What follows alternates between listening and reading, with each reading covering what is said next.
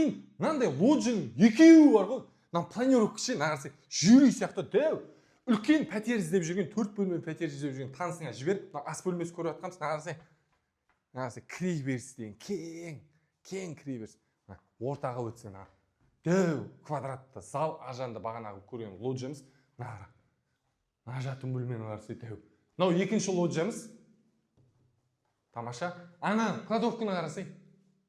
Кладовкасы бар, ойлашы. 4 бөлмелі дәу үлкен пәтер. Мына жерде тағы да киім ілуге арналған орын. Мына жақ бөлікте міне жатын бөлмесі плюс балкон бар. Балкон қарашы аңғарсың. 2 лоджия, 1 балкон. Жуыну аймағы, ваннасы, міне раковинасымен бірге. И мына жақ бөлікте енді көрсетші. Туалеті. И мына бөлікте тағы да бір жатын бөлме. Ас бөлмесі айды ма? Барды көрсеткен екенбіз. Нәшеттеке осы бөлім.